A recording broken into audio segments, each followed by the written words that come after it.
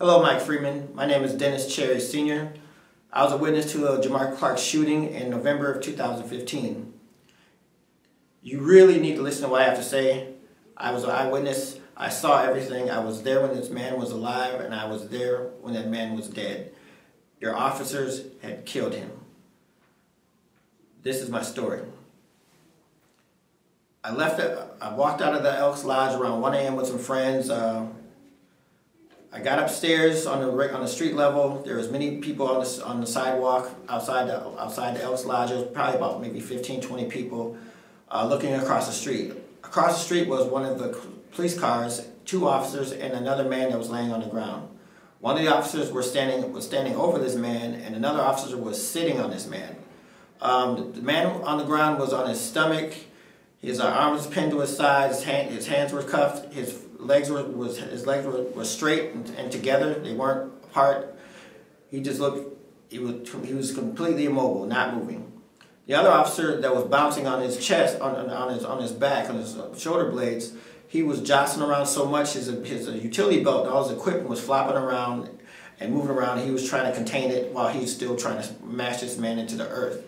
I walked off the curb and walked into the street and I stopped at the yellow center line. I had my hands raised the whole time because I didn't want to feel threatening. I just was moving really slow, just wanted to get a better look. Right when I got there, the officer was still jostling around, sitting on this man's back, and next thing you know, a gunshot went off. It frightened me. I kind of got stunned for a moment. It seemed like it frightened the officer too, because it shocked the officer that was sitting on him, because he jumped up so fast, not like like in disbelief of what just happened, and he started talking to the other officer, and they started looking down at the man on the ground.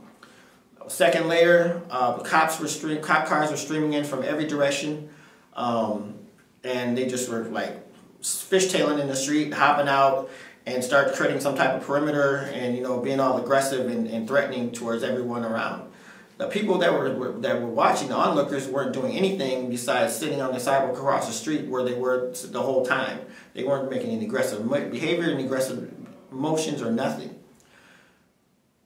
At that time, I decided to leave. I found my friends. I left. I popped in the car, and a moment later, I pulled out my phone and did a voice recording of everything I just witnessed from the time I walked out of the Elks Lodge to the time I left.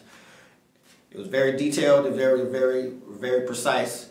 About a week later, I gave that voice recording to the FBI in downtown St. Paul when I gave my formal statement.